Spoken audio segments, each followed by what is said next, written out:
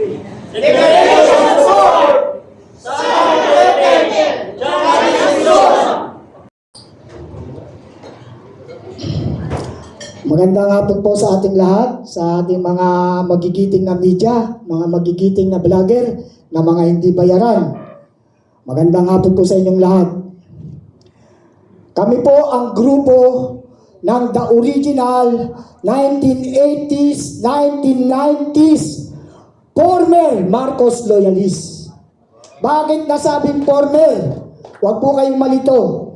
Dahil kapag sinabing former, kami ay mga dating sumusuporta at Marcos loyalists.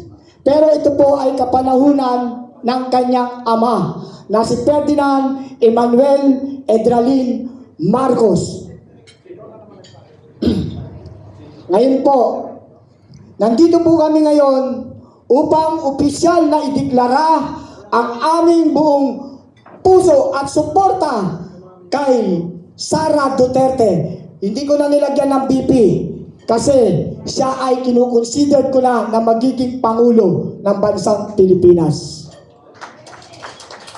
Para sa pagka-presidente ng Republika ng Pilipinas sa darating na 2026 at 2028.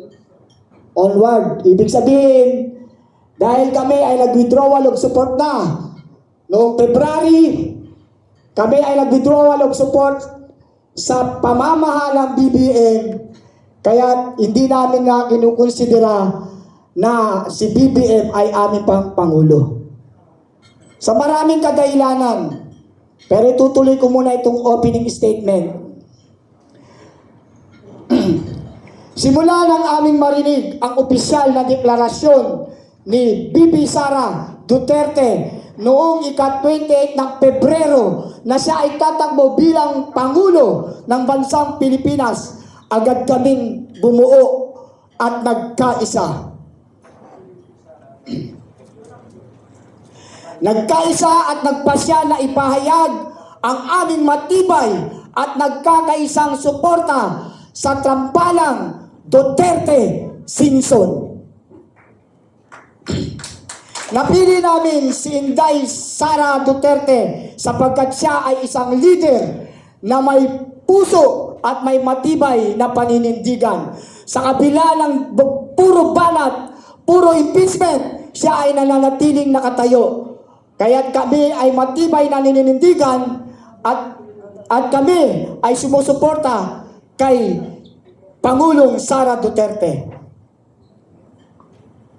Naniniwala kami na sa ilalim ng kanyang pamumuno maipagpapatuloy ang mga programang magpapaunlad sa ekonomiya, magpapatibay sa kapayapaan at kaayusan at magbibigay ng mas maayos na kinabukasan para sa bawat mamamayang Pilipino at sa darating na next generation.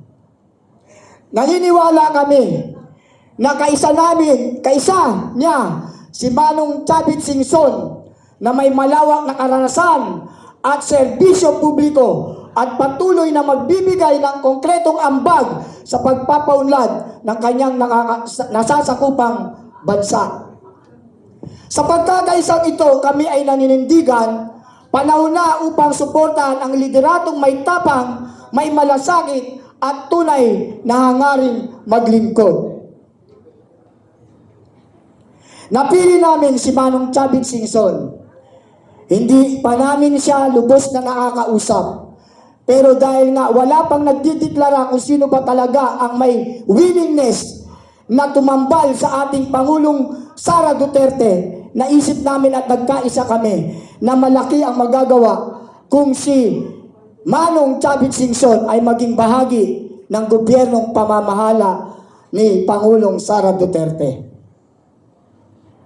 Kung inyong matatandaan, ang nakaraang taon, Mayo 30, ang aming grupo ay nagkaroon ng withdrawal of support at press conference sa Quezon City Memorial Circle at nagpahayag ng aming official declaration of withdrawal of support kay Pangulong BBM. Ito ay for clarification para wag po kayong malito dahil may nakalagay na Marcos loyalist pero former po yan. Alam nyo, mga kapatid, mga kababayan, saan man sulok ng mundo, mga OFW, sa panahon na ito, napakaraming mga kaabnormalan ang nagaganap sa pamamahalang ito. Hindi po ito nalilingid sa inyong kaalamanan. Ito po ay palasak na napag-uusapan at nararanasan natin lahat ang sobrang kahirapan at sobrang pamumulitika at sobrang pang-aabuso sa ating mga karapatan. Lalong-lalo na po ang ating mga media, ang ating mga vlogger, kung paano sakalin ang kanilang karapatan na magpahayag ng katotohanan para sa ating bayan at mamamayan. Si Manong Chavit ay binackground check na rin namin ang kanyang mga kategory, ang kanyang kakayahan para pwedeng itandem sa ating mahal na Pangulong Sara Duterte. Bagamat wala pa kaming napag-usapan o hindi pa namin nakakausap ng formal si Manong Chavit, dahil wala naman kami naririnig na naghangad para sa pwestong VP, kami ay nagkaisa, kaming mga Marcos loyalist dati ay nagkaisa na kung pwede si Manong Chavit ay pwede nating suportahan. Malayo pa ang 2028, pero narito na kami sa inyong harapan upang ipahayag ang aming pagkakaisa na Sara at Chavit. Si Manong Chavit Singson, kung inyong kilala ang kanyang pagkatao, siya po ay naging local government, naging gobernador ng lalawigan ng Ilocos. Kaya't nakita namin na siya ay meron na ring track record na maganda. At napag-isipan namin, dahil masyado nang namumulitika itong pamahalaan na ito, kaya kami nang gigigil kung ano ba ang dapat gawin sa pamamahalang ito na puro na lang kaabnormalan, puro pamumulitika, banat dito, banat doon. Iniintindi nila ang impeachment. Bakit kailangan ma-impeach si VP Sara Duterte? Dahil ito ay malaking threat sa kanila sa 2028. Kaya kami ngayon nandito sa inyong harapan, ipinapahayag namin ang pagkakaisa na kung wala namang nagdideklara pa para sa VP, ay nagkaisa kami na pwedeng ilagay o itandem si Manong Chavit bilang pangalawang Pangulo, na alam namin na may kakayahang maglingkod at magpaunlad ng ating bansa. Dahil kung inyong bibisitahin ang kanyang lalawigan, ay makikita nyo ang kagandahan at kaunlaran dito sa lalawigan ng Ilocos. Kaya mga kababayan ko, ngayon narito kami sa inyong harapan, mga dating Marcos loyalists na nagising sa katotohanan na ang pamamahalang ito ay walang sapat na kakayahan upang paunlarin ang antas ng ating mga pamumuhay. Kaya sana lahat tayong mga mamamayang Pilipino, huwag nating isipin ang kulay politika, ang isipin natin ang kulay ng ating bayan at mamamayan, na pag-iiwanan na po ang bansang Pilipinas pagdating sa kaunlaran. Kaya kami mga former Marcos loyalists na nag-withdrawal of support sa pamamahalang ito ay nagkakaisa na magkaroon na talaga ng tunay na tambalan ang ating Pangulong Sara Duterte sa darating na ngayong panahon at sa darating pang eleksyon. Sana magkaisa tayo na manindigan para sa kaunlaran, kapayapaan ng ating bansang Pilipinas. Mahalin natin ang Pilipinas. Maraming salamat po. Ako po si Ferdinand de los Reyes, isang OFW advocate leaders under OBA, Overseas Filipino Workers Veterans Association. Maraming salamat po.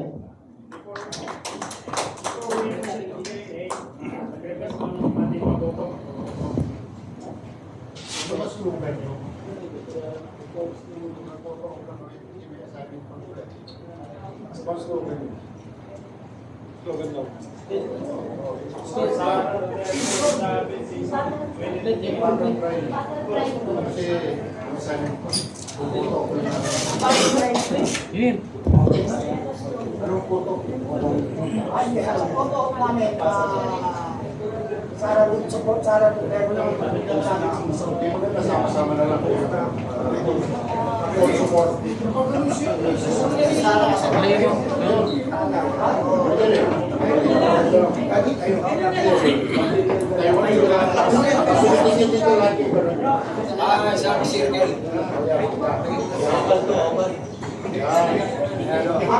ang photo of aming declaration of support Sara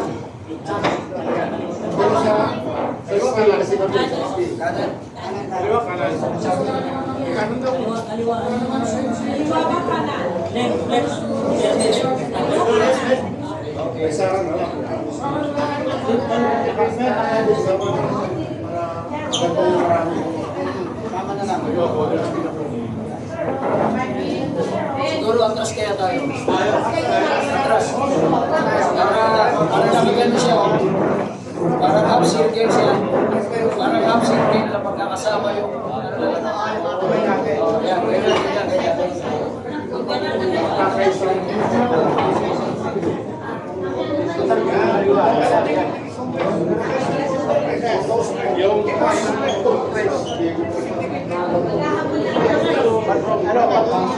pantay sa kamay sa kamay nabasa ang mga pantay TV naman.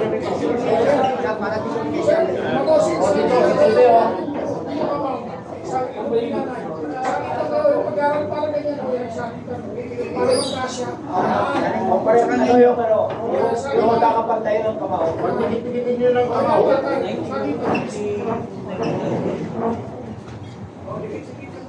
Kamao, makita.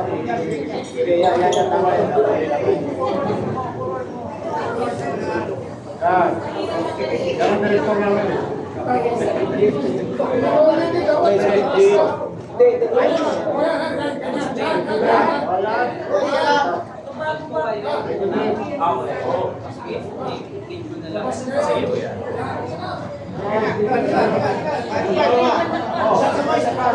Jimmy.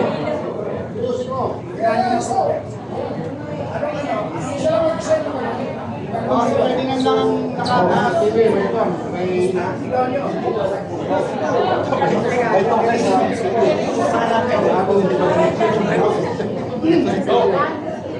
Declaration of support! Sara Duterte!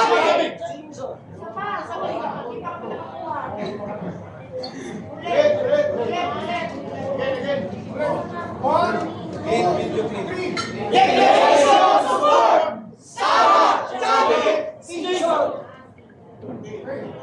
Sara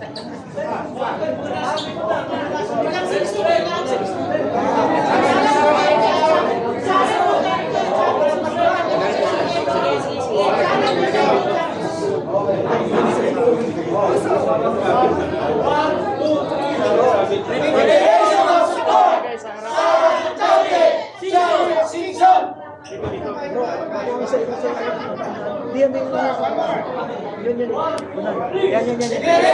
of support! Sara Duterte! Season!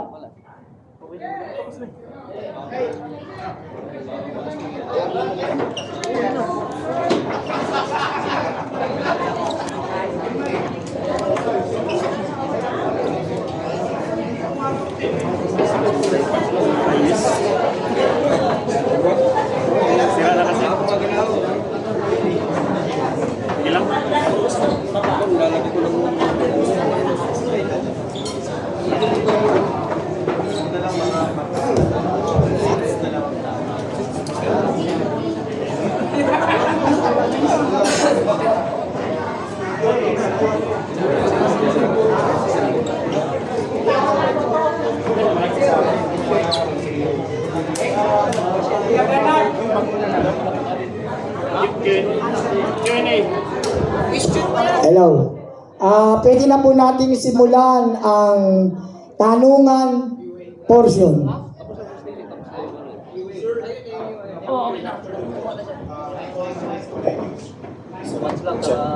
Sir, good afternoon po. Paul ng SMN News. Ano po yung mga bagay na hindi nyo nagustuhan sa pamumuno ng Administrasyong Marcos Jr.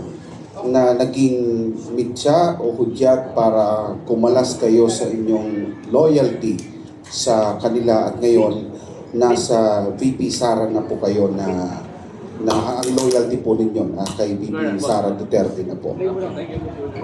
Maraming salamat sa tanong mo, kaibigan. Napakaganda. Unang-una, base sa aking karanasan ng pamamahalang Duterte at pamamahalang Marcos, malayong malayo po at napakalaki ng pagkakaiba. Unang-una po, noong panahon po ni Pangulong Duterte, ang Pilipinas ay nire-respeto halos sa buong bansa, buong mundo, nire-respeto po ang ating bansa. Pangalawa, pagdating sa peace and order, napakapayapa ng buhay nating lahat noong panahon ng pamamahalang Duterte. Pangatlo, nung nakaranas tayo ng isang matinding dagok sa ating bansa, sa buong mundo, yung pandemic time, alagang-alaga po tayo ng pamamahalang Duterte. Yan pong mga bagay na yan. Tatlo pa lang po yan, pero napakarami po kung talagang bubuksan natin ang kasaysayan ng pamamahalang Duterte. Kulang po ang oras natin sa ngayon. Kaya ako nagising sa actually, ito po for clarification, hindi po kami matatawag na mga bumaligtad. Kasi ang mga Marcos loyalista nga ay nananatiling loyalista dahil tanga. Kaya sila, madalas namin nakakatunggali sa mga post na inaano kami bumaligtad daw. For clarification sa inyong mga Marcos loyalista nga, hindi po kami bumaligtad. Kami lamang po ay may tunay na pagmamahal sa bansang Pilipinas. Kaya kami ay nagising sa katotohanan na gewang-gewang po ang pamamahalang BBM. Pwede po ba natin ma-expound bakit naggewang-gewang para sa inyo ang pamahalaan ngayon? Naggewang-gewang ang pamahalaan ngayon dahil puro salita, walang gawa. Wala po siyang leadership. Sa katotohanan, walang masasaktan dito dapat Kasi kapag ikaw ay isang taong gobyerno, dapat ka talagang makriticize. Ang criticize po is, ano po yan? Constructive. Hindi po dapat maging destructive yan. Dapat kung may pagkukulang, baguhin. Kaya yung pangyayari na nakita ko na hindi niya kaya, especially sa decision making, wala pong decision making ang pamamahala ngayon. Napaka-importante po sa isang leader o sa isang head of the state o head of the nation na meron tayong leadership. Pero sa nakikita ko at base sa aking karanasan, wala pong leadership ang namamahala ngayon. Puro pamumulitika. Nakita nyo naman, ito pa isang dahilan kung bakit ako nagising sa katotohanan. Unang-una isa yan, na nung ipakulong niya ang Pangulong Duterte, na mayroong mabuting kalooban at nagawa sa kanyang pamilya.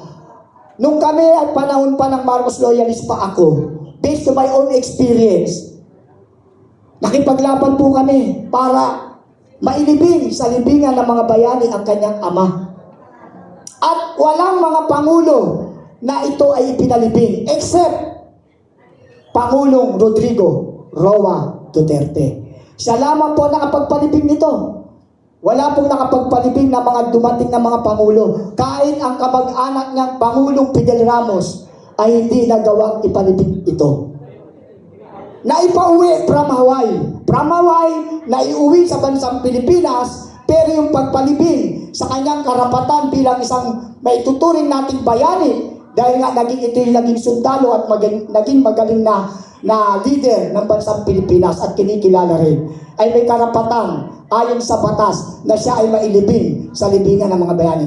Pero ano ang ginawa nung ito'y may palibing na at naging Pangulo itong si Pangulong BBM? Ano ang nangyari? Ano ang kapalit? Nakipag-connivance sa mga ICC o sa Netherlands para makidnap ang ating mabuting leader na Pangulong Rodrigo Roa Duterte. Yan ay isang dahilan din. At may isa pang dahilan, dahil ako ay OFW, ex-OFW na. Nakaranas din ako na nakiusap sa Malacanang, panahon ng BBM, na sana naman hindi dapat pinalitan ang aming sekretary. Dahil itong Republic Act 11641, Department of Migrant, ay ang Pangulong Duterte ang nagkaloob nito sa mga OFW. Kaya malaki ang utang na loob naming mga OFW na ipinagkaloob niya ang Republic 11641 under Department of Migrant Act ay naging batas na magkaroon kami ng sariling kagawaran, ang Department of Migrant Worker. Pero hindi ako pinakinggan. During that time na ako'y nakikiusap, ako ay leader pa ng Marcos Loyalist. Masakit para sa akin na ako isang leader ng OFW advocate ay hindi pinakinggan na ako'y may bahagi din ng kanyang pagiging Pangulo na aking pinagsisisihan ngayon kung bakit ako sumuporta. Kaya yan ang dahilan, kaibigan, kung bakit ako ay nagising sa aking pagkabangungot. Maraming salamat.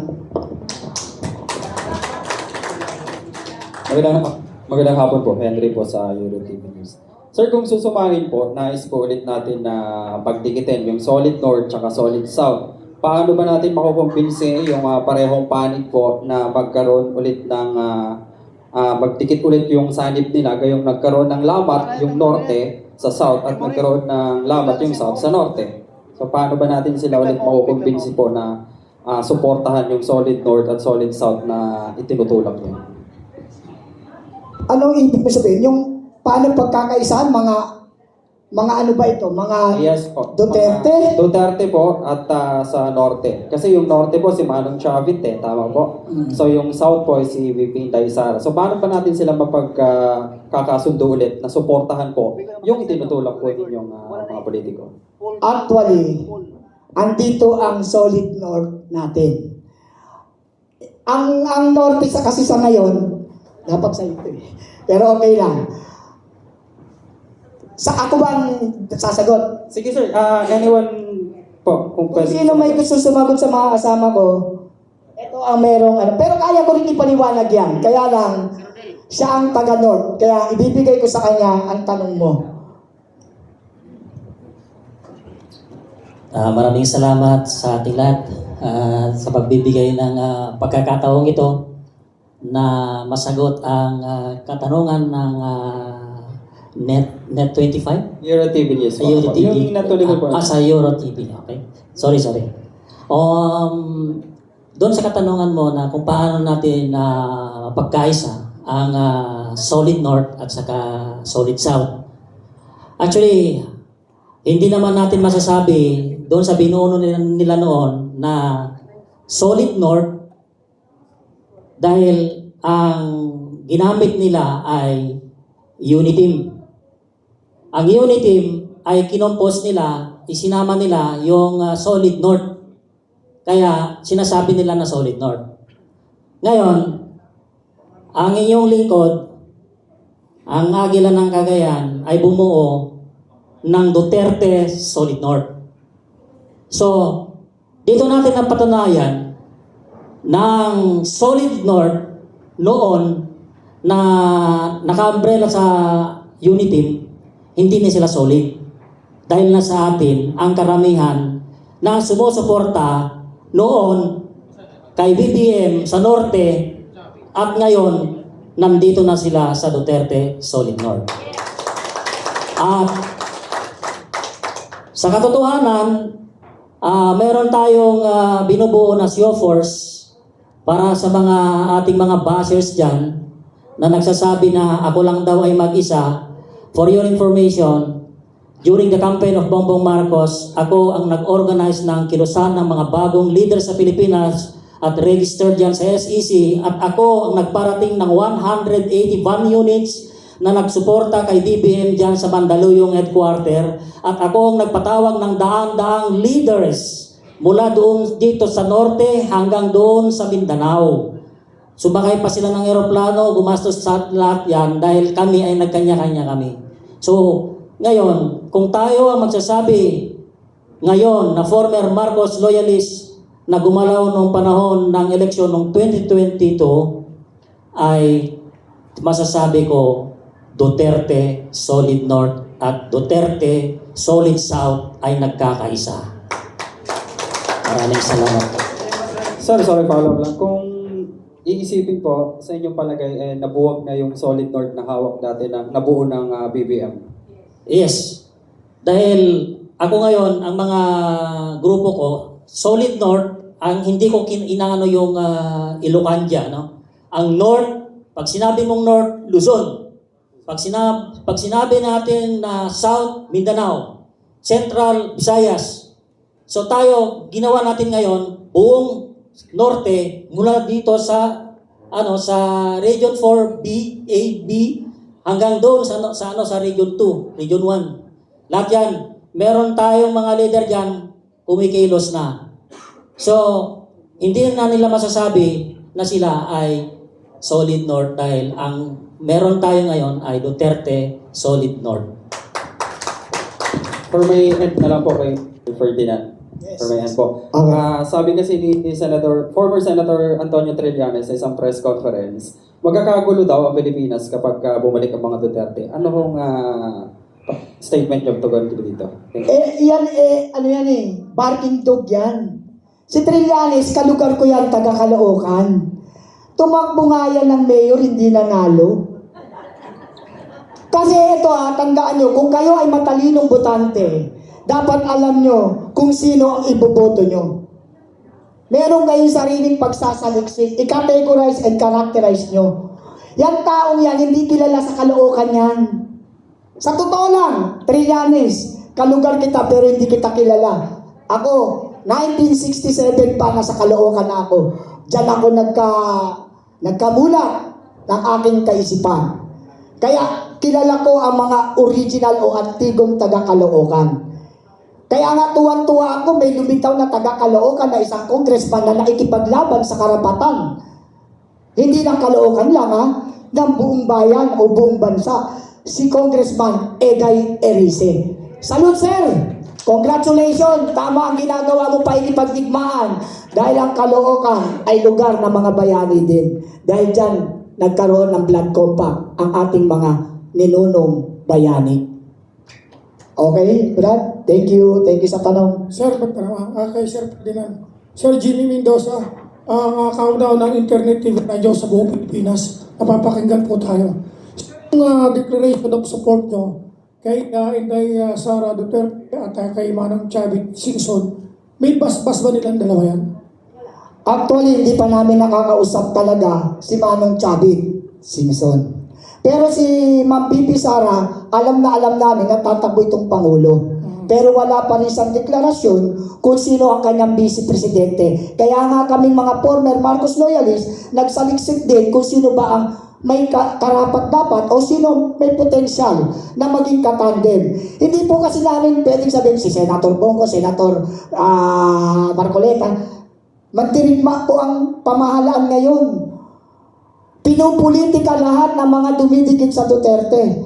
Pero dahil tingin namin sa aming karanasan na si Manong Chavit ay may tapang na manindigan kung sakali mang siya'y magdeklara din. Hindi pa siya nagdideklara at hindi pa po namin siya personal na nakakausap. Ito'y aming pagkakaisa lamang ng mga former Marcos loyalists. Kaya ang aming paniniwala at pananaw, itong aming ginawang ito ay wala namang masama dito dahil ito'y aming karanasan at aming napagkasunduan.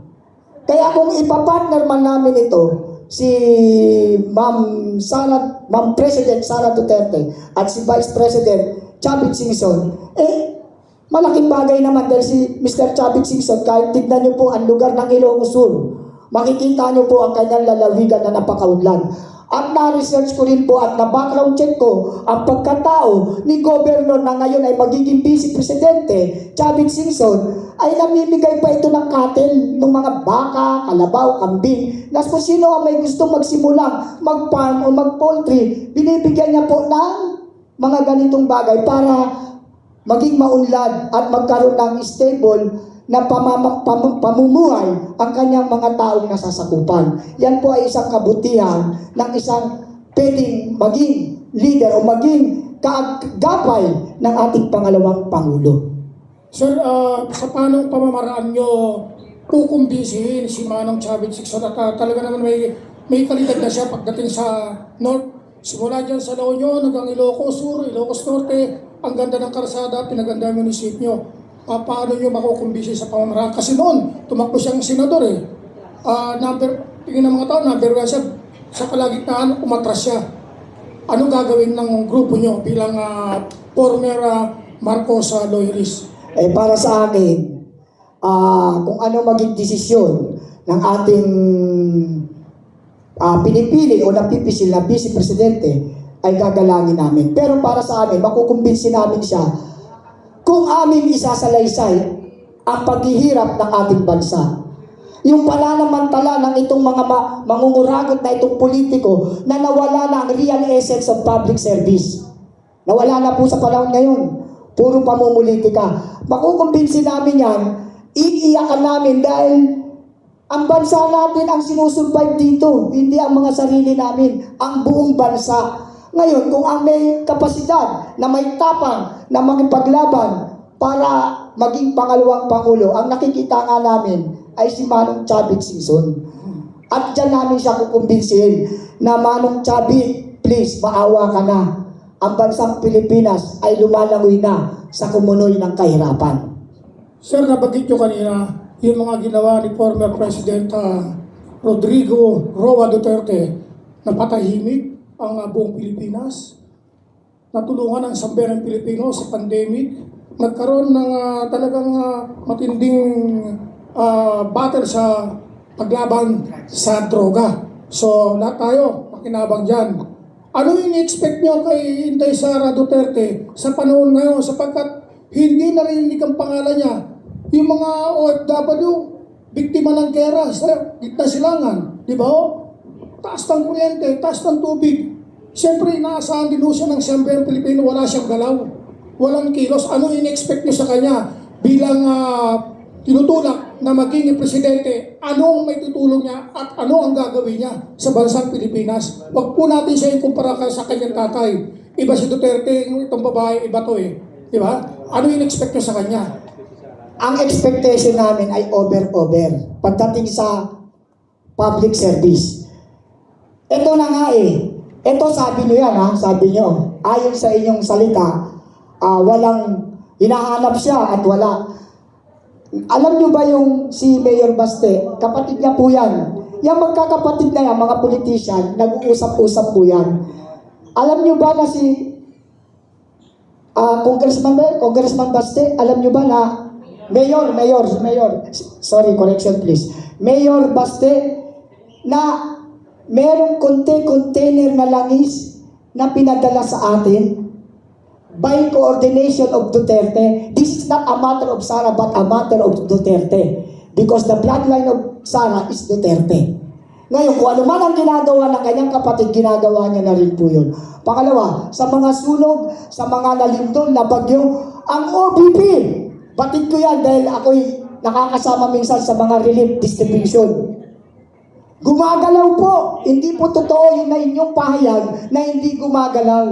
Gumagalaw po. Ito nga ang masaklap eh. Sa kabila ng gumagalaw ang pangalawang Pangulo, ay ini-impeach pa. Ginagawa ng problema para hindi maging Pangulo. Yan po ang gusto ng mga komunista o ng mga hindi talaga umaayon sa kapayapaan at kaunlaran.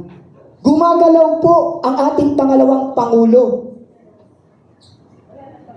Kung may nakikita nyo po, nung siya ay under local government pa, nung si Mayor Inday Sara ay mayor pa lamang, kung nakita nyo po yung public televised na meron siyang sinapok na sheriff, siguro naman hindi po linig sa inyong kaalaman, lalo na sa mga vlogger na nagkasaliksik. Ang aware sa kaganapan ng ating bansa ay alam nyo yung nangyari nung sinapak ng ating mayor pa siya noon sa Davao. Sinapak na yung sheriff. Maraming nag-side, negative side comment at marami rin positive. Ang sabi nila, bakit ganun ang ginawa? Pero may dahilan po yun. Dahil yung mga settler po doon, yung mga squatter, pinapalayas po without, walang relocation, walang pagtitirhan. Hindi po mga mahayop ang mga Pilipino. Tayo po ang liitimong may-ari ng lupang Pilipinas. Pero binabalahura ng mga politiko. Kaya doon po, isang malaking nagawa, malaking nagawa po yun ni Ma'am BP Sara Duterte. Biruin mo, nanapok, babaeng tao. Doon pa lang nakikita na natin na siya may malasakit sa mga mahirap na mamamayang Pilipino. Dahil pinapalis yun ang malikinabang mga oligarko. Sir, last na lang, sir. Yung former Marcos loyalist, nationwide ba kayo at ilan ang mga miyembro at opisyalis nyo para sa kapakanan ng narinig? Kasi lantaran na to yung usapin na ito, di ba? Supportan nyo Ilang kayong opisyalis, ilang opisyalis yan? Nationwide ba yan? Ilang miyembro ba yan? Para marinig ng mga tao na napakalakas ng iyong dating para suportahan si Chavit Singson at Inday Sara Duterte kung mananalong presidente siya. Panalo na po, i-consider ko panalo na po. Ngayon, yan po ay hindi lamang po kami local. Kasi sabi ko nga po sa inyo kanina, introduction, I introduce myself, I'm ex-OFW advocate leader. Ngayon, alam niyo naman po, ang mga OFW under din sa akin, international po yan. Lahat ng bansa may OFW. Kaya kung ano ang sinusuportahan namin o ako o ng mga kasamahan ko ay sumusuporta ang mga kasamahan kong OFW. Huwag lamang kami susuporta sa mga gewang-gewang dahil hindi po namin makukuha ang malaking bilang. Hindi na po na ako magdideklara kung ilan, basta marami po yan. Kasi kung OFW po, kung i-itemize po natin, milyon po yan. Ngayon, hindi naman pwedeng sabihin pagyabang kung milyon kami. No. Tayo, pagdating sa bagay na yan, careful din po. No estimation of quantity. Kami po ay marami. I-analyze nyo po ako bilang isang OFW leader at political leader din po ako. May estimate nyo na po yan kung ilan po yan. Napakarami po namin. Dahil ang mga OFW under sa aking organisasyon na OFW Veterans Association ay nagkakaisa na napakarami namin. Kasama pa ang Solid North.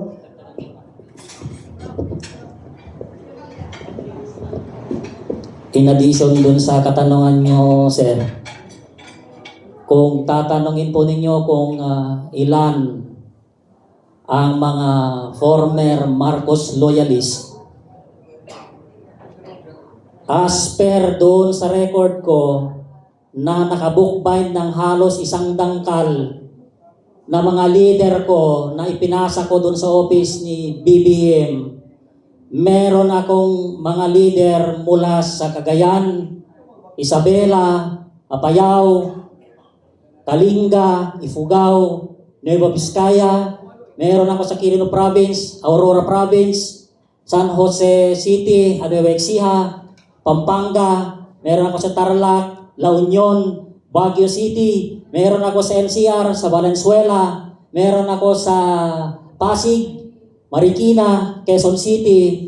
Meron din tayo sa Laguna, Las Piñas at Muntinlupa. Meron din tayo sa Quezon Province. Meron din tayo sa Aklan Province. Meron tayo sa buong dito sa Panay Island. Meron tayo sa Palawan. Meron tayo sa Visayas. Meron tayo sa North Cotabato, South Cotabato. Meron tayo sa Davao City at Hulu-Sulu. Yun ang network ng kilusan ng mga bagong leader sa Pilipinas. Kung gusto niyo makita, nandun sa office ni BBM yung halos 100 na record ng mga leader lang yon, hindi yung mga butante, leader po. Maraming salamat po. To satisfy lang po yung inyong mga question.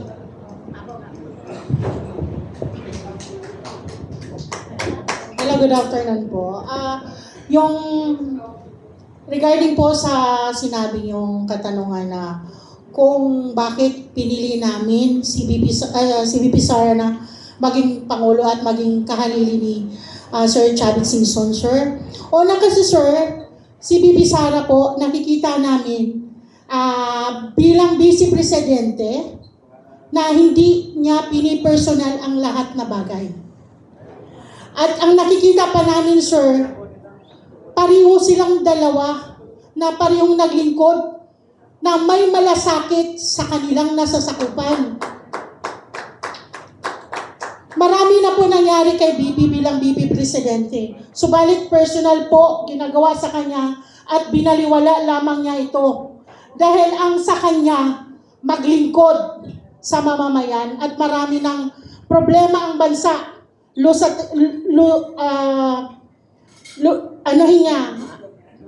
Lugmok na ang bansa. Ang inisip niya kung paano tayo makakaahon. So, sa dami na pong Vice Presidente sa Pilipinas, itatanong ko lang po, yung ginawa po ba ni Bibi Sara bilang Vice Presidente ng bansang ito, nationwide po na may network ang BP, right? Di ba? Ang dami niyong opisina sa iba't ibang lugar. Na ibig sabihin po, sa oras ng sakuna, mabilis lang ang kanyang tugon sa pagtulong sa kahit anong sakuna. Kahit ano pang nangyayari sa lugar na yon, mabilis kasi mayroon siya doong opisina na mabilis maiparating, responde ang tulong ng isang BP Presidente. Ang ginagawa po ngayon ni Bibi Sara po, Pangulo na po eh. Dahil sa Pangulo, sa ngayon, karamihan po, hindi lang ilan, nangangamba. Dahil makikita naman natin, walang leadership. Diba? Makikita natin ang OFW, walang direksyon kung paano sila aakapin sa mga nangyayari ngayon sa gitnang silangan. Hindi katulad dati ng dating Duterte na pandemic, instead na lahat manganib, matakot. Pero dahil sa serbisyong Duterte, kahit nasa loob lang ng bahay, busog kami. Nabuhay kami kahit walang trabaho. Ang nangyari ngayon sa bansa na to, sana magising na ang lahat. Bakit po? Dahil pa nating pandemic. Dahil during pandemic, ang gasolina steady. Hindi tumaas. Ngayon tumaas ang lahat. Tumaas ang lahat, pero in denial pa rin sila. 97% ang gasolina sa bansa natin, pero sa ibang bansa, more than 50% lang. Hindi alam pa sa 50%. So, dito pa lang sa bakit kami nag-declaration of support na si Chavez Singson maging pangalawang Pangulo kay Bibi Sara dahil pareho silang nakikitaan namin ang kanilang lugar. Malinis. Ang mga tao sa lugar ni Chavez Singson, binibigyan niya ng kalupaan na walang tirahan. Binibigyan niya ng kabuhayan, katulad din ng mga Duterte. Ang malasakit nila sa mamamayan, makikita nyo sa mga gawa. At may respeto ang bawat mamamayan sa kanilang pinanunungkulan. So ito po ang aming deklarasyon na si Sara Duterte, busy man ang tinatawag natin ngayon sa kanya, pero ang kanyang mga ginawa nationwide, daig pang ang Pangulo. Kay Sara Duterte, ang bansa ngayon may direksyon. Pero kay BBM, kaya ako nagising BBM bilang leader mo nationwide unitem.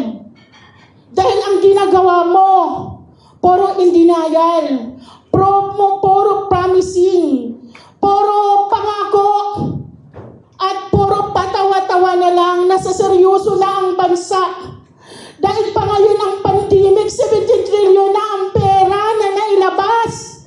Samantalang during Duterte, ilang trillion lang ang nailabas, pero halos buong pamilyang Pilipino nakinabang, nasa loob ng tahanan, hindi nag-worry. Ngayon po, kailangan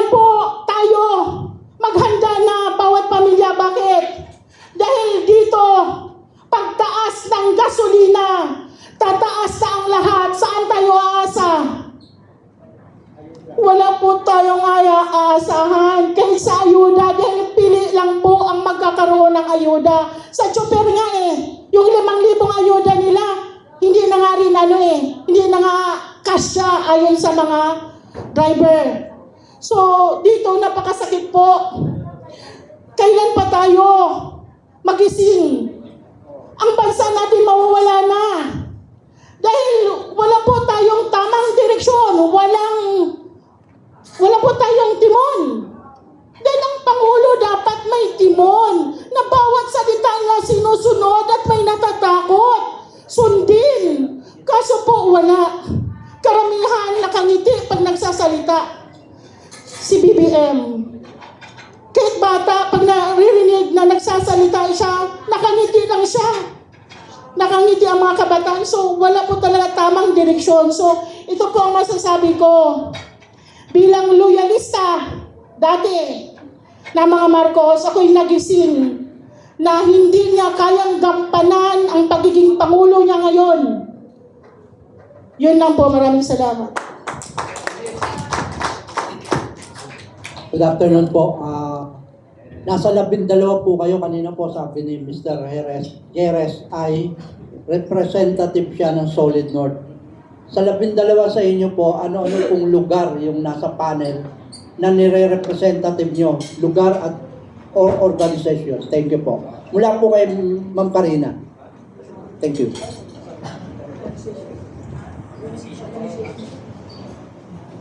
Ano-ano pong lugar yung nire-representative nyo o organization?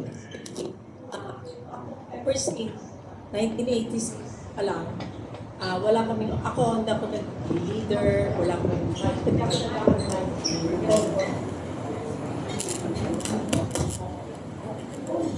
Okay. Ma'am, pakilala muna po. Hindi.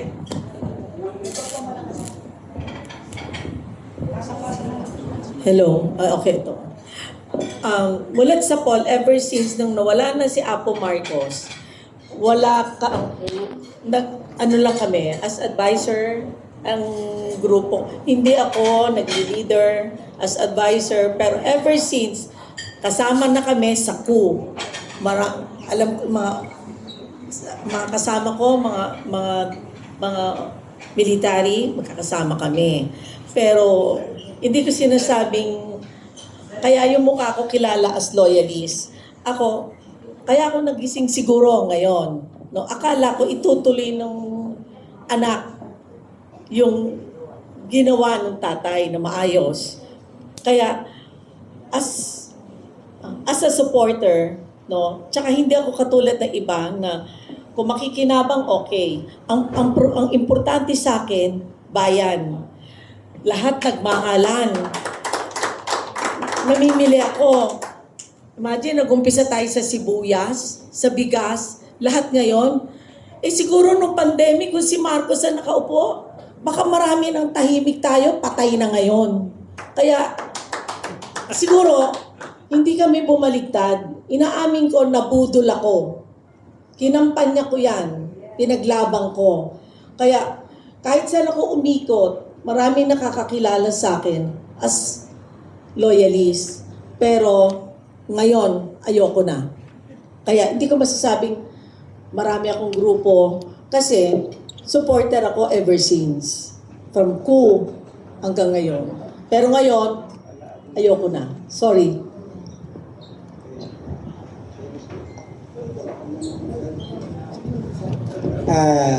Magandang hapon po sa inyo lahat. Ako nga pala si Felix Kaulugan.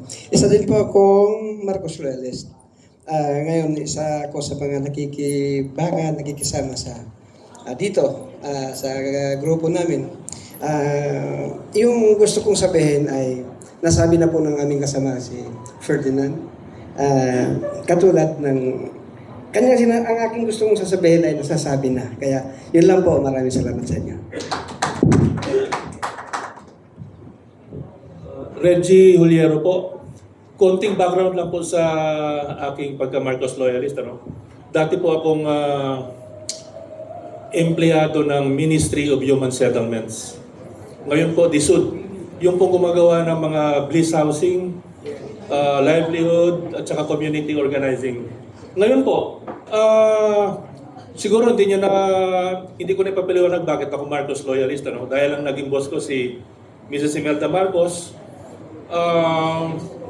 Nagkataon lang po na ngayon siguro, bakit hindi ako Marcos loyalist ng junior. Pero ako po ay loyalist ng senior at saka si Madam Imelda.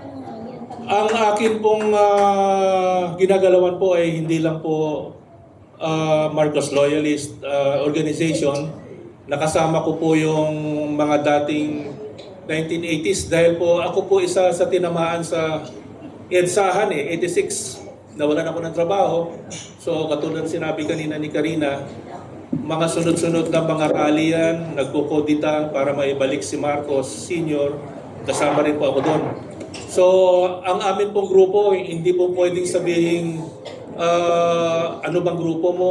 Kasi sa buong Pilipinas po ito. Ang Ministry of Human Settlements po ay buong Pilipinas din. Kaya ang network ng Marcos Loyalist po talagang laganap. Ang naging problema lang ngayon na tulad na sinabi ni Karina, nabudol din po ako. Pero ang pagka Marcos Loyalist ko sa ama at saka sa ina ay nandoon. Hindi lang transferable sa anak. So, salamat po. Hello. Hello, good morning po. Rapi Rico po ng Noon Break Balita. Follow up lang po dun sa, kasi nga si Manong Chavit ang gusto nating maging busy kung sakali. Pag hindi po pumayag kaya si Manong Chavit, meron po ba tayong second choice? Kung sino? Ako sasagot nito ha. Pasensya na mga kaibigan. Kung hindi papayag si Vice President Chavit Singson, wala kaming magagawa dyan. Kasi iyang paglilingkod ay mula sa puso. Hindi po yan by dictating of anybody or any groups. That is from heart. Ang tunay na pagsiservisyo nasa puso po yan. Kung hindi po siya papayag, wala po kaming magagawa. Pero tungkol dun sa pangalawang tanong mo, na sino ang second choice, secret na po yun. Kasi masyado pong bengador at namumulitika ang administrasyon.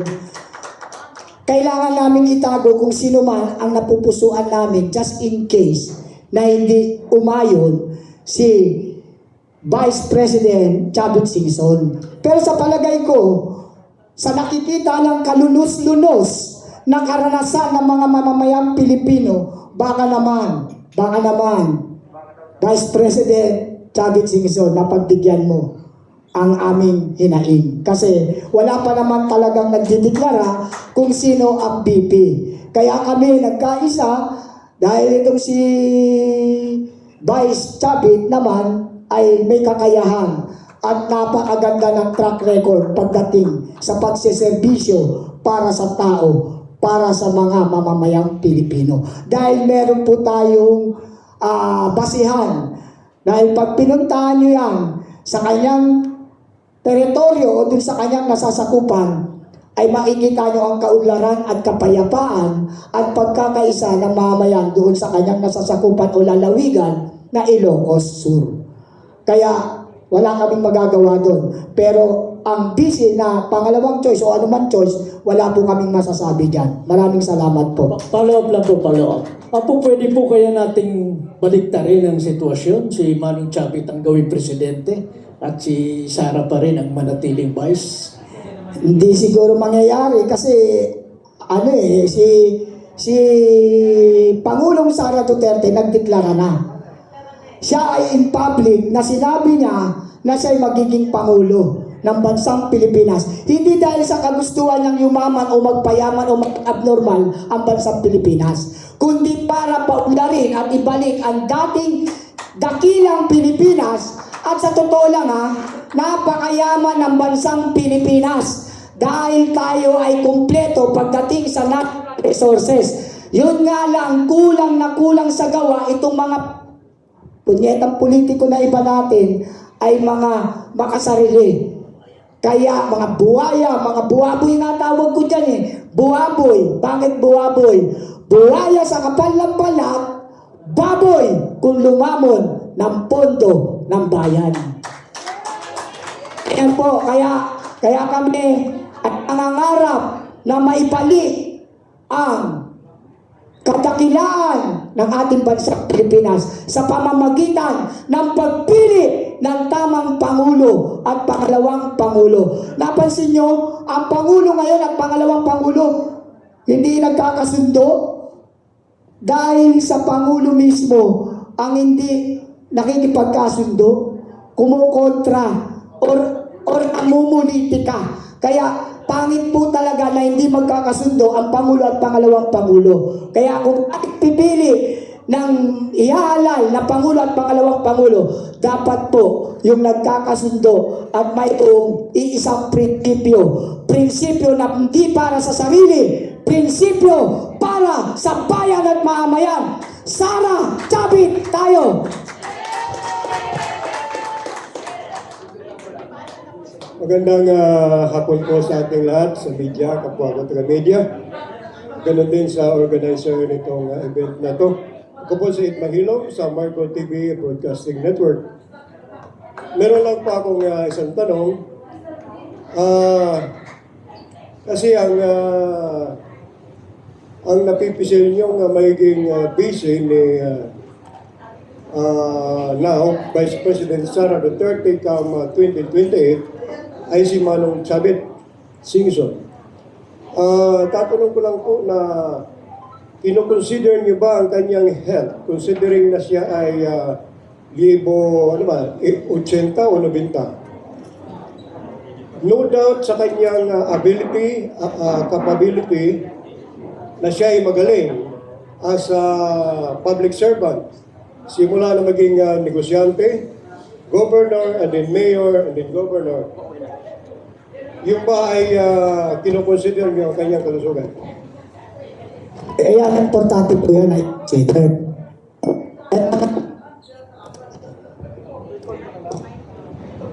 Kaya nga sabi ko nga, diba, sabi namin, hindi pa namin siya nakukonsulta sa mga oras na ito. Pero para sa akin, napakalakas pa po ni Manong Chavit para sabihin niyo po na magkaroon ng issue sa health. At ang paglilingkod po sa ating bayan at mamayan ay hindi po nakadepende sa kalusugan. Ito po ay nakadepende sa puso ng paglilingkod. At ito po ay nakita namin sa kanyang katauhan. Kahit ka nga nakahiga na kung gusto mong maglingkod, pwede pa rin eh. Meron kang kamay, pwede kang pumirma. Meron kang isipan para mag-isip, may bunganga ka para magsalita, may sekretary ka, tulungan mo yung nagdurusa doon ng mga kababayan natin nasa lanta ng bagyo. Hindi naman personal kang pupunta doon eh. Lalo na kung alam mong hindi maganda ang kalagayan ng iyong katawan, pero gusto mong magserbisyo, why not? Serve the people. Hindi po katulad ngayon, ang lalakas nga nila, pero ang lalakas din lumamon ng pondo ng bayan. Nasaan ang katarungan? Matatalino, mga abogado, pero nasaan ang serbisyo? Nasa bulsa. Habang ang bansang Pilipinas, ang mamayan ng Pilipinas, ay lumalangoy, nagdurusa sa kumunoy ng kahirapan. Matatalino at malalakas yan. Kaya hindi namin kinukonsidera kung ano man po, pero para sa akin, nakita ko naman po na malakas pa po siya at kaya pang magserbisyo. Kung pagdating sa paglilingkod sa bayan, ang kailangan po dyan ay puso at talino.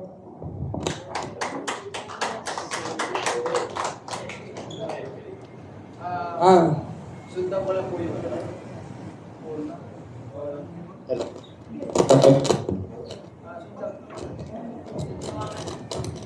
Sundan ko lang po yung sinabi ni Ginoong Fernando de los Reyes doon sa katanungan nyo, Ginoong.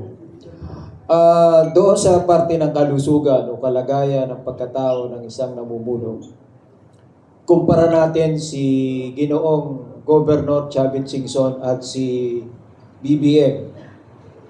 Si BBM ay merong hindi magandang kalusugan, pero namamahala siya. Yung kanyang pamamahala ay walang silbi, kaya hindi dapat siya manatili. Kaya anong tawag? Alam ng mga vlogger yan. Bahala kayo. BBM resign. Dapat. Alam ko, bawal yan. Pero, karapatan ko yan. Karapatan natin yan. Ang isang katulad na Pangulo, kung ikukumpara kay Ginoong Governor Chavit Singson, mas malakas at may matinong pag-iisip. Yun yung pinagkukumpara ko po. Sa konsepto na tatlo, pangangasiwa, pangangalaga, at pangangasiwa at proteksyon. Sa pangangasiwa, magaling mangasiwa ang dating gobernador na si Chavit Singson. Sa pangangalaga, doon sa kanya nasasakupan, pinangalagaan niya ng maayos ang kanyang nasasakupan. Sa proteksyon, naprotektahan niya ang kanyang lugar. Kumpara natin kay BBM. Mayroon ba siyang pangangasiwa? Wala. Sino ang nangangasiwa? Yung kanyang mga gabinete. At kung sinong mga kuniglig nasa kabilang kurtina na siyang nagsasabi sa kanya, ito ang gawin. Sino? Sa wakala ninyo. Ang mga nasa likod ng kurtina ng mga kuniglig, yan yung mga oligarko. Derechahan na, walang paligoy-ligoy. Oligarko, elitista. I-define natin muna yan. Oligarko, yan yung mga antas ng mga insulares. Yan yung mga ninuno o yung mga kapuapuhan ng mga Espanyol na magkakasama ng mga pare. Pwersa yan. Ang mga elitista ay yung mga social climber yan. Na tumaas lang ang kayamanan o nakilala sa lipunan, ang piling na nila, mga insulares na sila. So, yun lang dinidefine ko lang, no? Bahala kayo kung ayaw niyong pakinggan yung Iyon yung pagkaka-observe ko. Ngayon, pagdating doon sa pangangalaga, napapangalagaan ba ni Bongbong Marcos ang kapakanan o ang pambansang interes? Siguro, ang iisipin niyo yung pambansang interes ay, problema yan. Kaya ako sinasabing pambansang interes, problema yan. Hindi yung interes na kung kanino man. Problema ng bansa. Napangalagaan ba tayo? Hindi. Ano ang pinangangalagaan niya? Ang mga grupo ng ilan. Ano yung mga grupo ng ilan? Mga oligarko, mga elitista. Na kung sino ang sa kanya ay humihimod o binibigyan ng pabor dahil sa kanyang prinsipyo, kahit mali, pinakikinggan niya ito. Yan yun. Sa proteksyon, sa sitwasyon na ngayon, napoproteksyonan ba ang ating pangangailangan sa pambansang interes? Ano yung mga pambansang interes? Ulitin ko. Katulad ngayon, problema. Problema sa langis, problema sa pagkain, problema sa salapi.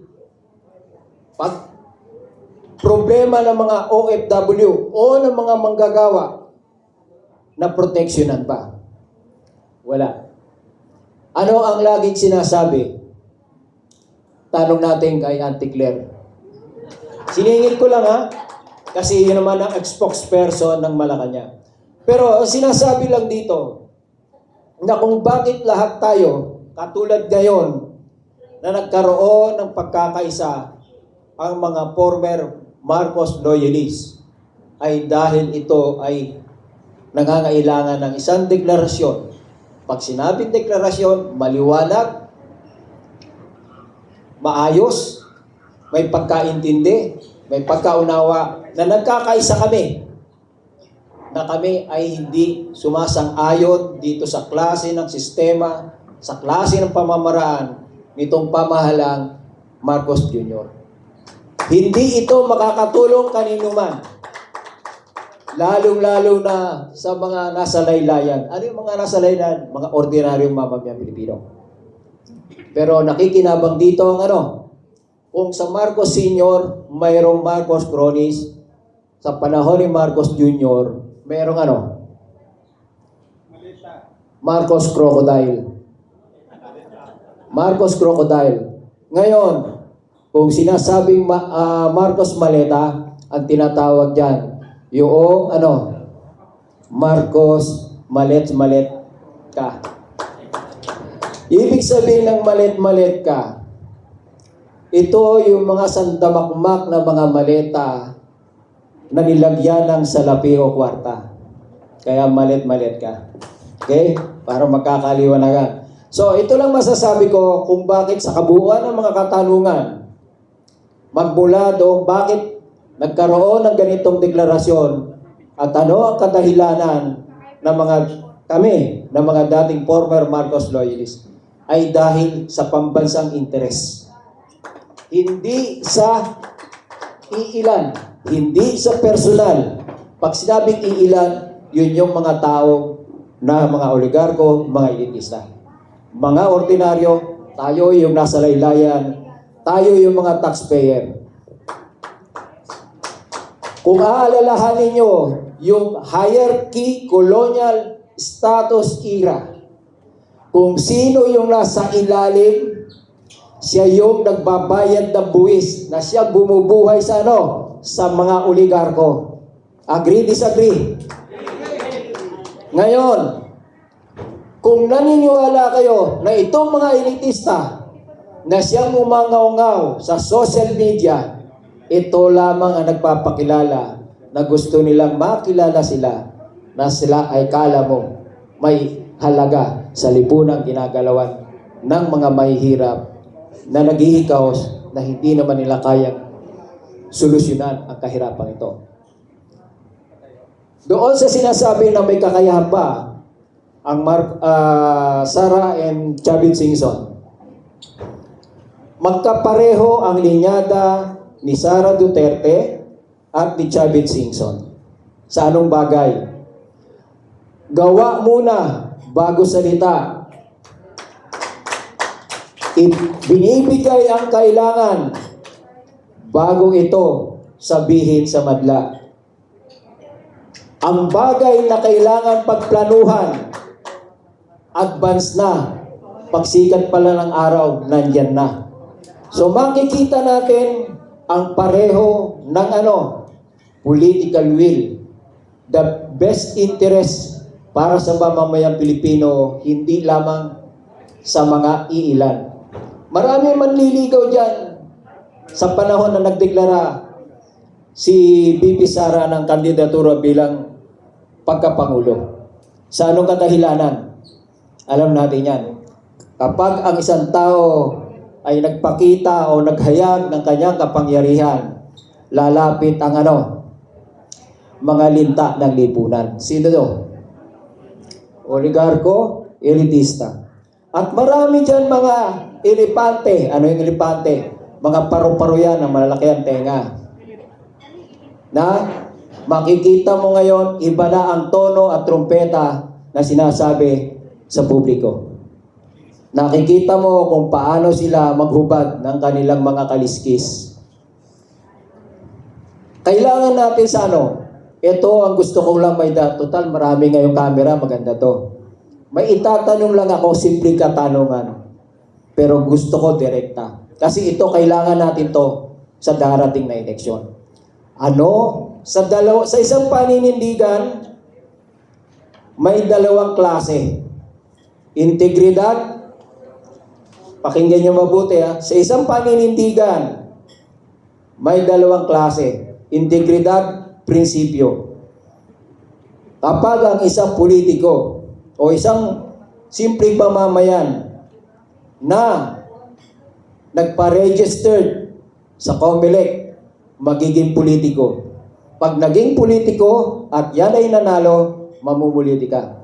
So, anong papipiliin natin? Integridad o prinsipyo? Sa prinsipyo, may dalawang klase. Mali o tama yan.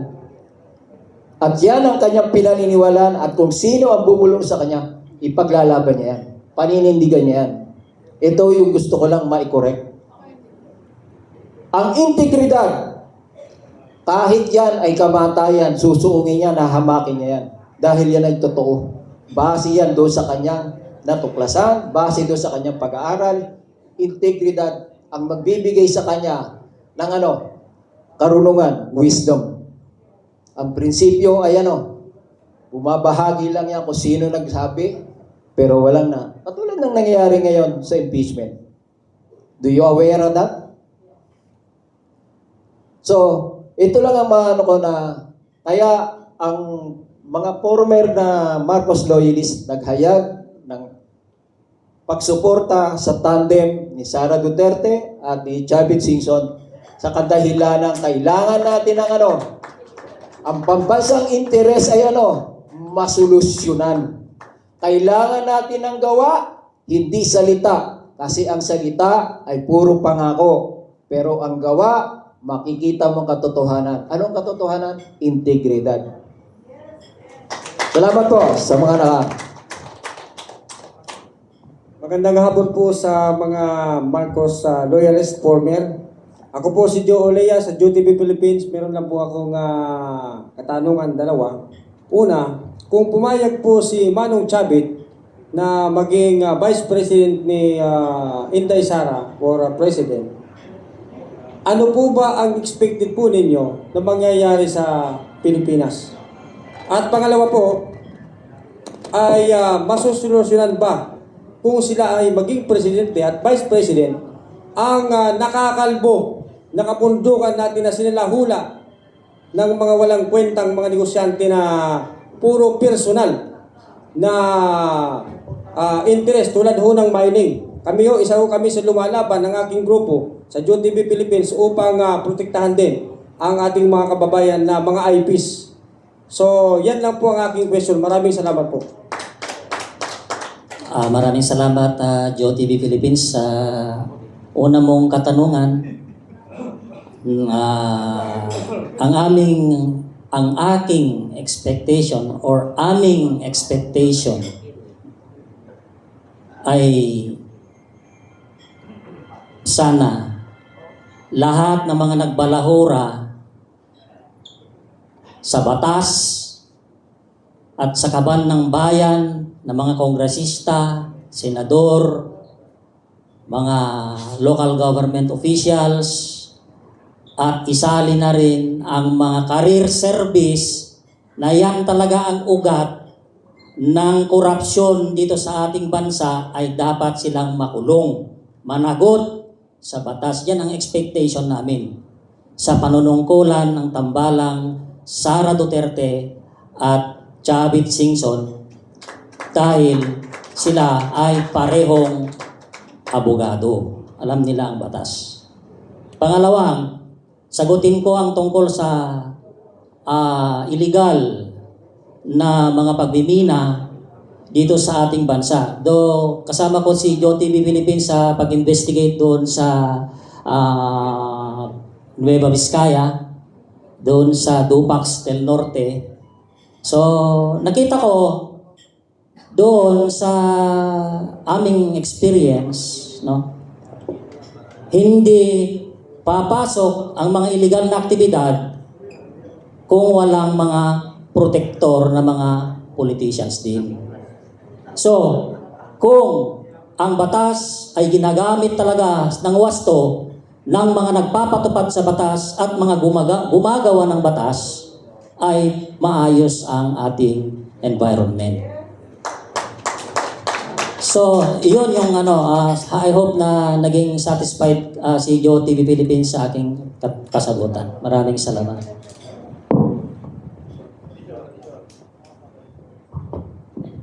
So, as additional sa katanungan ng JoTV Philippines.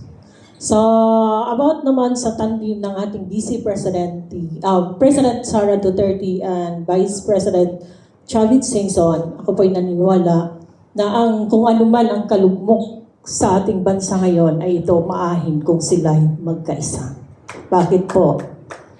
Kung ating bibigyan ng uktanan natin ang pangyayari nung panahon na si Inday Sara ay isang mayor ng Davao at ang kanyang ama ay isang presidente, ng Pilipinas.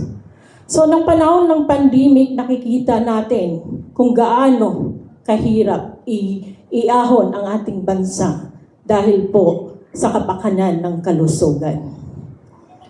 So, nung panahon na si Inday Sara ay mayor at ang ating former President Rodrigo Roa Duterte ay nagkaroon ng isang celebration sana sa kanyang pamilya. At nakikiusap ito, example lang ito, nakikiusap sa kanyang anak na mayor ng Davao.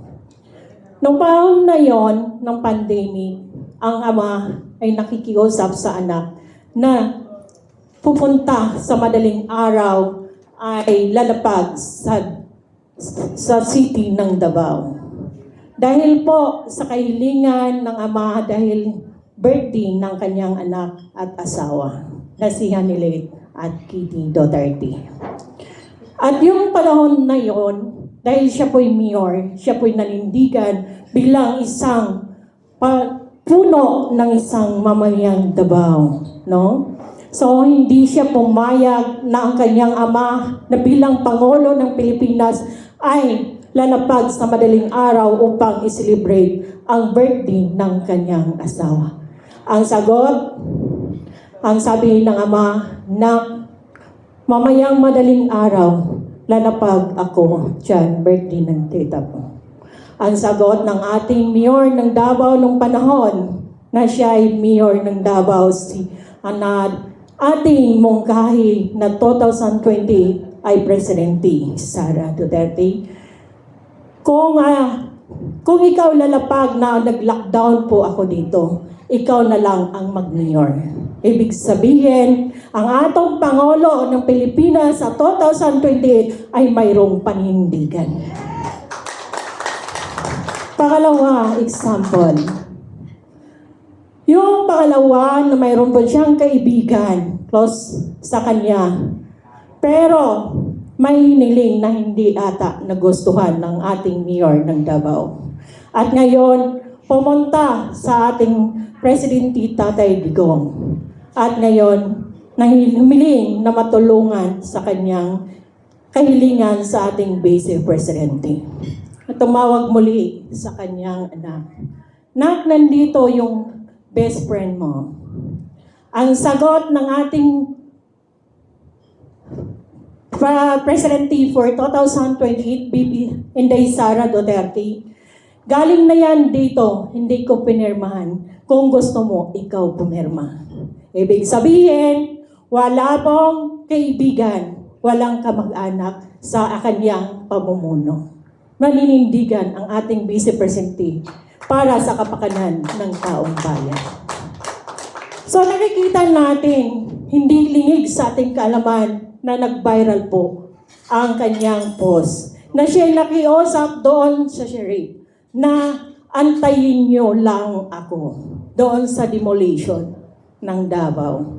Anong ginawa? Dahil po hindi po siya nirespeto bilang isang namumuno sa city ng Davao, anong nangyari? Pinakain ang papel sa sheriff at sinundok. Hindi po ba kayo gusto na may leader na mayroon pong paninindigan at may malasakit sa taong bayan? Yun po ang leader na hinahanap natin na mamumuno muli sa ating bansang Pilipinas. Mahalin natin ang bansang Pilipinas.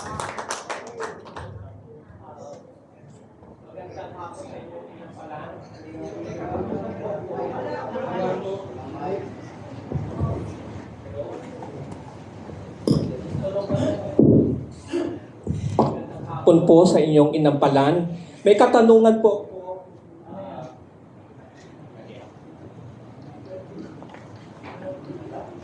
Ako po ay si Walter Lanusa ng Ronda Balita.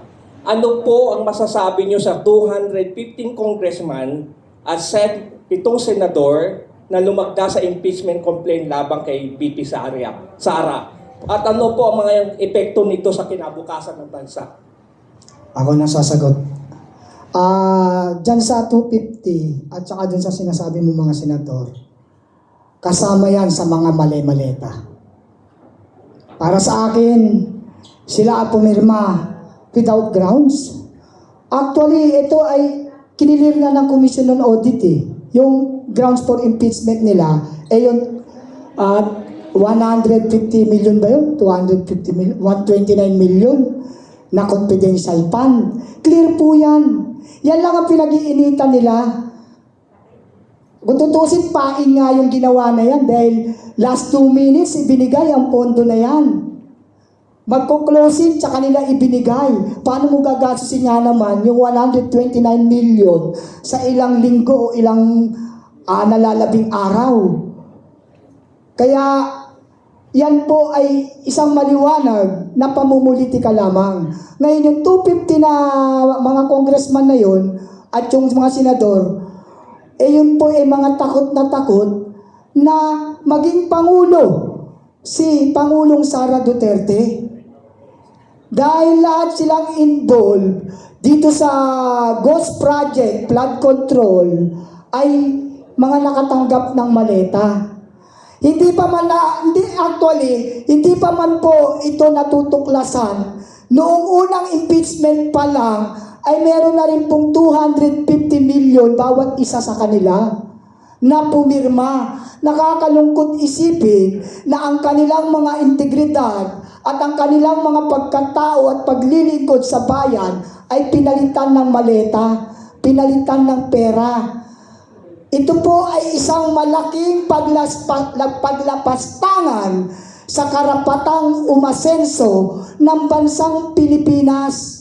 Mayaman sana ang bansang Pilipinas kung hindi sana mapagsamantala at mga magnanakaw ang mga politiko natin sa bansang Pilipinas. Meron naman pong mga matitino dyan na mga politiko. Hindi ko na sasabihin ang pangalan dahil sigurado pupolitikahin nila. Kaya itatago natin ang identity ng mga politiko na mga matitino at gumaganap sa kanilang mandato. Kaya bago madiskubre itong flood control ghost project na ito, meron lang naunang mga pagpirma. Pangalawa na lang ito eh. Yung yan, pinipilit nila. Dismiss yung una, ito na naman. Wala kasing grounds. Mismong Supreme Court na pinakamataas na hukuman sa bansang Pilipinas ay hindi nila nirespeto.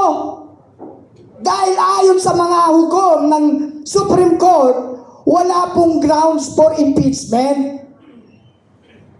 Hindi po karapat-dapat ma-impeach ang isang lingkod bayan na gumaganap sa kanyang mandato. Pero pinipilit nila. Bakit? Dahil gusto nga nilang mawala ito.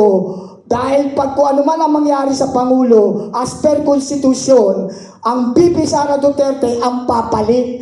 That is a law. Sacred law. Pero nangangamba sila, kaya ang ginawa nila, even without grounds, they are signed for impeachment even without grounds. That is a political color. Political motivation. Hindi po yan paglilingkod sa ating bansa at mamayan. Ito po ay kulay politika. Kaya nakakalungkot isipin na nawawala na ang tunay na serbisyo para sa bayan at mamayan. Yan po ay malaki at maliwanag na pananamantala sa kanilang kapangyarihan. That is considered abuse of authority. Dapat, tsaka ito mga politiko, mga buzzer sa mga Facebook, sa mga post, for clarification, sa totoo lang, politika po ito. Hindi po ito paglilingkod. At wag nyo kaming idadamay mga politician na nagsasabi, yung mga ugok na politician to hindi yung mga matitino, separate ang matitino. Yung mga bulok na politician na lagi nilang sinasabi, gusto daw ng mga mamayan ma-impeach si BP Sara Duterte. No! A big no! Hindi po namin gusto, kaya wag niyo pong idamay ang mamayan. Lagi niyo kaming dinadamay dahil kinukuha niyo ang simpatya ng mamayan na kami ang may gusto na ma-impeach yan. Hindi po, kaya nga kayo lang 250 lang ang pumirma. Subukan yung palakarin ng impeachment sa mga bahay-bahay para malaman natin for transparency. Kaya para sa akin, yung 250 na tinatanong mo, kaibigan, salamat sa tanong mo. Yang 250 na yan ay nabayaran. Kaya even without grounds, they are signed for impeachment. Pero kung babasihan mo, titignan mo ang kanilang mga background, ang kanilang mga performance is very weak. Sila ay mga binayaran lamang at sila ay involved sa mga palasak na kurakutan sa ating bansang Pilipinas. Mayaman sana ang Pilipinas. Kaya pakiusap ko, samantalahin ko na to, pakiusap ko sa mga politician na mga hindi matitino na mga bulok. Sana naman, paunlarin nyo ang bansang Pilipinas, hindi ang mga pamilya nyo lamang. Maraming salamat po.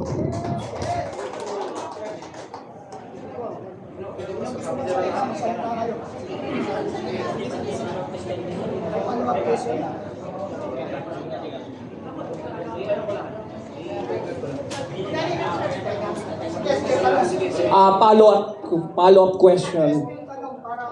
No offense, ano po masasabi nyo sa tambalang Lenny at BBM? At paano nyo may papanalo si Inday Sara Manong Chavit sa election?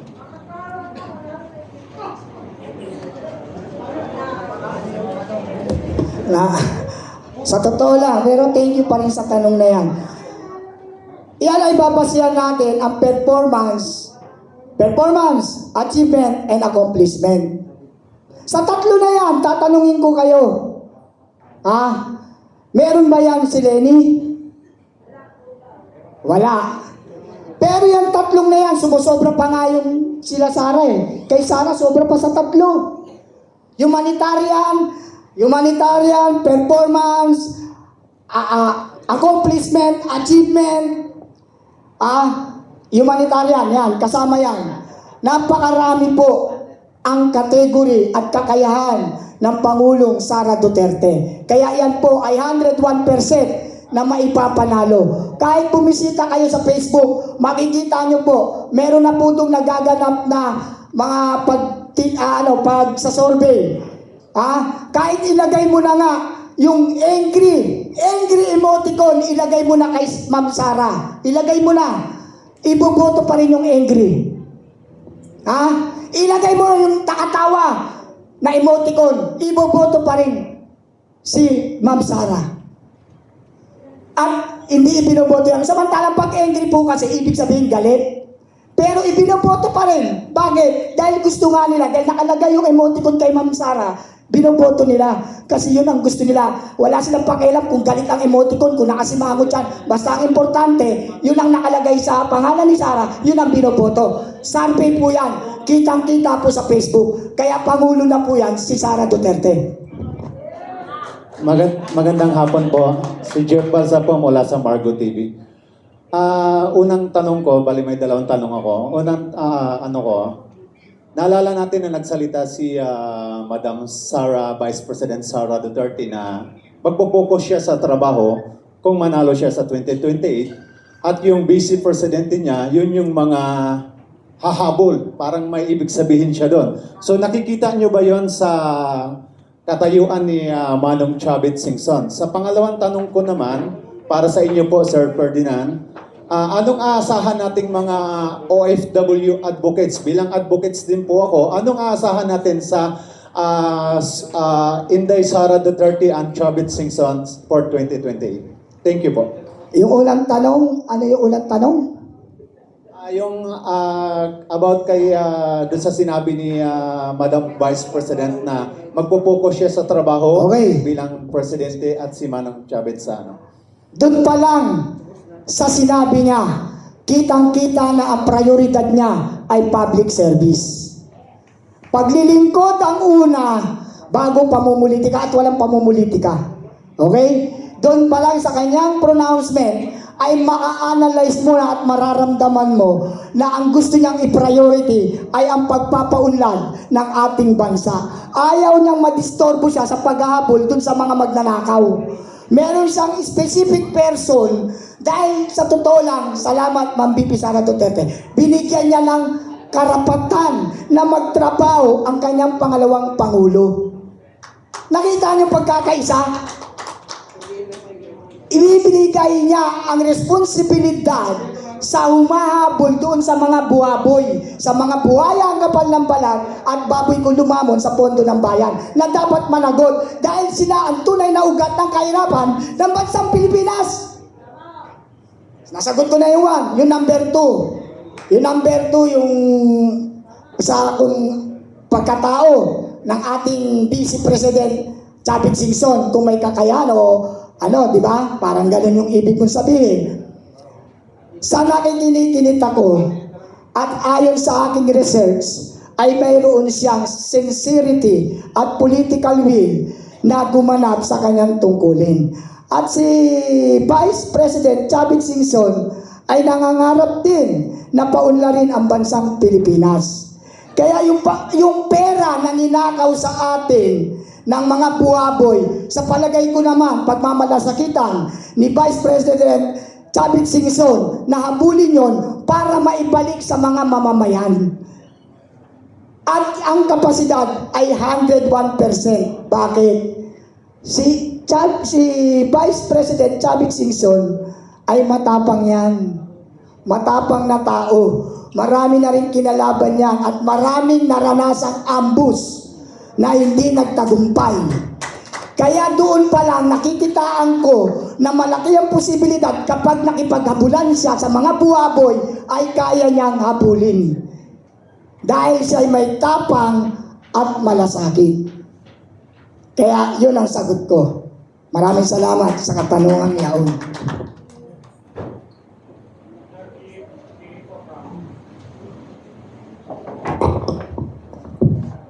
News. Kami po yung mga sa seafarers and maritime industry. Ang gusto lang namin po itanong sa lahat po ng mga narinig namin, ano po ang pinakamagandang point ninyo para po maisulong ang ating hangarin na mailuklok si Sara Inday at si Manong Chavit?